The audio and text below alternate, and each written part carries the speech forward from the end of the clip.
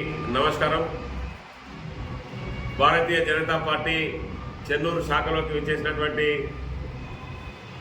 కౌన్సిలర్లు, మాజీ municipal chairman అయినటువంటి మాజీ మార్కెట్ కమిటీ చైర్మన్ అయినటువంటి బత్తుల సమ్మయ్య గారు, కౌన్సిలర్లు జాడి తిరుపతి గారు, అదేవిధంగా గరపల్లి వెంకటనరసయ్య గారు, కమ్మల శ్రీనివాస్ గారికి భారతీయ జనతా పార్టీ చెన్నూరు పట్టణ శాఖ పెద్దపల్లి పార్లమెంటు వారికి ఘనంగా సాదరంగా స్వాగతం పలుకుతుందని సందర్భంగా తెలియజేయడం జరుగుతున్నది.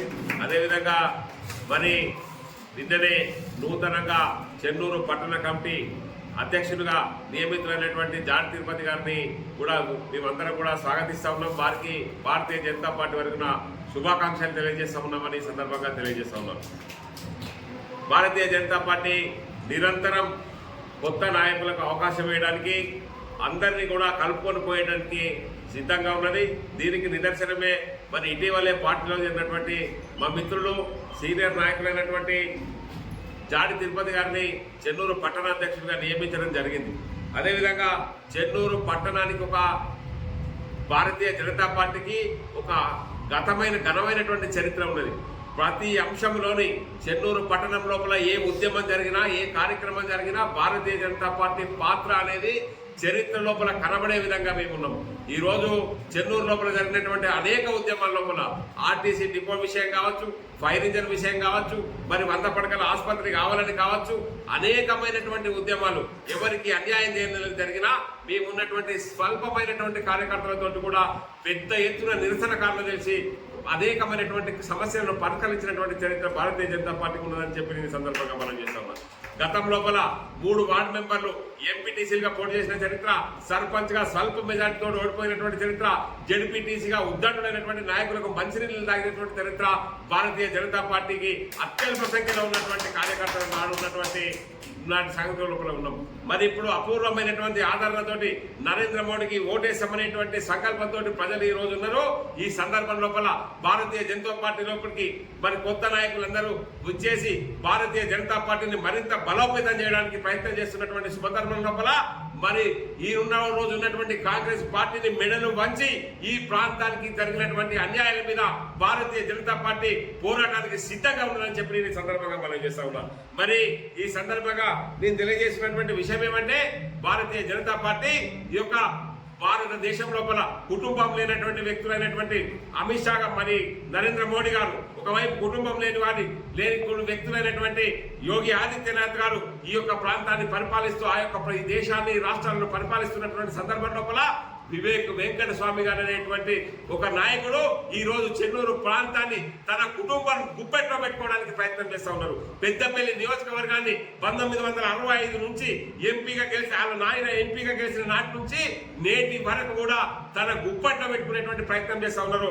ఆయన తన తండ్రి, తర్వాత 2 కొడుకులు, ఇప్పుడు తన వారసుడైనటువంటి వంశీబాబు మనమన్ని, ఆ తర్వాత ఆల మనవడు. మరి ఈ రకంగా మన కుటుంబ వ్యవస్థను నేను కాకపోతే నా కొడుకు, నాకు కాకపోతే నా మనవడైనటువంటి రోజు లోపల ఈ రోజు కాంగ్రెస్ పరిపాలన జరుగుతూ ఉన్నది. మరి సిగ్గేస్తా ఉన్నది, ఈ రోజు కాంగ్రెస్ పార్టీ ఏదైతే రాజీవ్ గాంధీ కుటుంబంలో కూడా 3 టికెట్లు ఇవ్వలేదు. కేవలం మన వెంకట స్వామి గారి కుటుంబమైనటువంటి వివేక్ గారికి ఒక టికెట్, ఫిరోజ్ గారికి ఒక టికెట్, ఇప్పుడు ఎంపీగా వంశీకి ఒక టికెట్ ఇచ్చి కాంగ్రెస్ పార్టీ మేము కుటుంబ పార్టీ అని చెప్పి ఘనంగా చాటుకుంటున్నటువంటి చరిత్ర ఈ రోజు కాంగ్రెస్ పార్టీకి ఉన్నది. భారతీయ జనతా పార్టీ మరి ఈ రోజు కుటుంబం అనేటువంటి మచ్చ లేకుండా కష్టపడి పనిచేసినటువంటి వారికి శక్తినిచ్చి మరి వాళ్ళకు గుర్తింపునిచ్చి రాజకీయమైనటువంటి భవిష్యత్తునిచ్చేటువంటి పార్టీ ఏదైతే ఉన్నదో అది కేవలం భారతీయ జనతా పార్టీ మాత్రమే అని చెప్పి నేను సందర్భంగా తెలియజేస్తా ఉన్నాను. మిత్రులారా, రానున్న ఎన్నికల లోపల మీరు ఆలోచించి ఓటేయండి.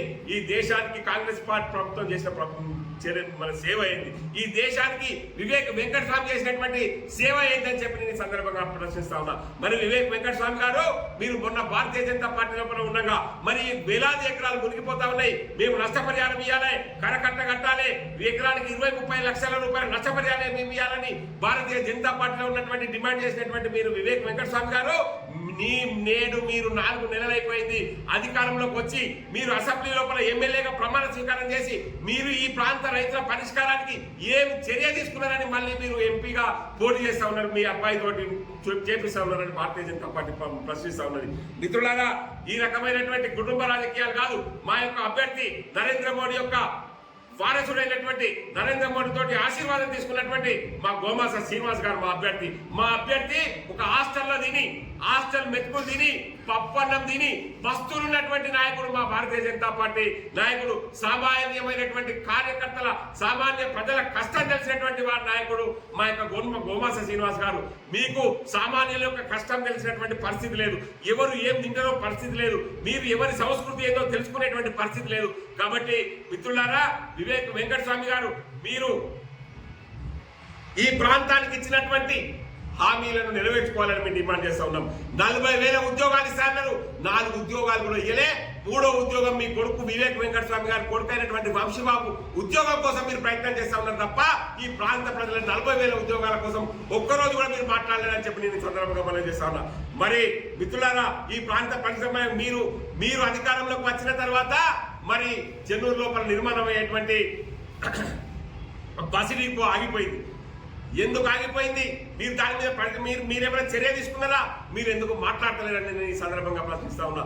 మీరు అభివృద్ధికి కట్టుబడి ఉన్నట్లయితే ఈ ప్రాంతాన్ని అభివృద్ధి కోసం మీరు పనిచేయాలని చెప్పి కానీ నేను కోరుతా ఉన్నా. మేము రానున్న రోజుల లోపల భారతీయ జనతా పార్టీ మేము అధికారంలో ఉన్నా అధికారంలో లేకున్నా చెన్నూరు ప్రాంత ప్రజల యొక్క సమస్యలు పరిష్కరించడానికి పెద్ద ఎత్తున ఉద్యమం చేస్తాం.